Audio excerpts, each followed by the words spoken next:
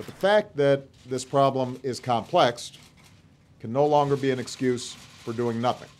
That's why I've asked the Vice President to lead an effort that includes members of my cabinet and outside organizations to come up with a set of concrete proposals. The group Vice President Biden is leading on gun violence will not only look at gun laws, but also the issues of mental health and the depiction of violence in the media. The Wonk blog Sarah Kliff has been looking at how our mental health system works and how it might change. Good to see you, Sarah. Yeah, good to see you again.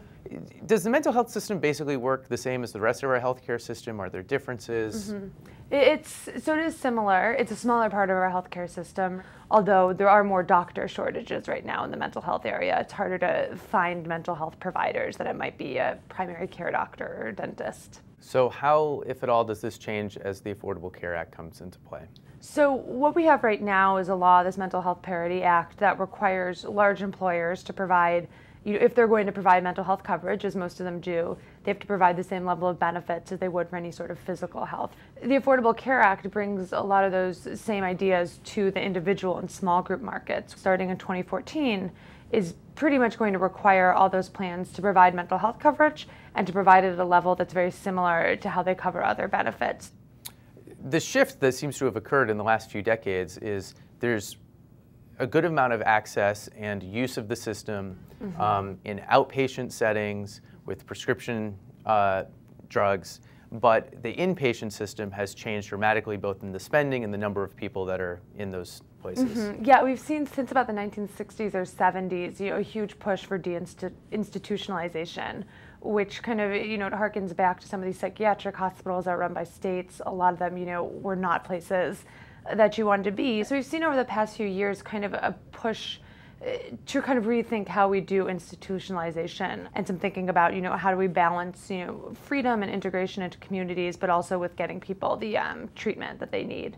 As Biden and this group work together, are there any obvious or commonly suggested changes that could be made either to policy or? In the mental health space, it's a little bit difficult because we are spending about the same amount on mental health as other countries. I think that's one of the things I've learned in reporting on this is that we do make the same commitment. I think there might be questions about if we're putting those dollars in the right places. There's a lot of research that's developed in the past few years about treating gun violence like a public health threat, where we try and intervene. If there was some disease that was spreading through a city, we try to find the people who, were incubating it and kind of go after the source. There's some talk of bringing those kind of public health approaches to kind of the gun violence area. But how would you do that? Because obviously these are people who haven't committed the crime yet. You're going to say, hey, I think you're mentally off, so we're going to... There's a project called Cure Violence that's it's been done some work in Chicago. It's right out of the Johns Hopkins University in Baltimore. And one of the things they've worked on is really integrating their workers with the community. They try and hire people who are from the community and kind of suss out, here's someone who we think might be a threat. We should work with him to kind of get him treatment, get him what he needs to make sure, this doesn't escalate. And I think, just with the way demographers can figure out which populations are most at risk for a certain disease, these people are trying to figure out who, based on certain demographics and other factors, might be most at risk for committing a violent crime. An incredibly difficult task, but, yes, but a worthy goal. Sarah, thanks a lot. Thank you.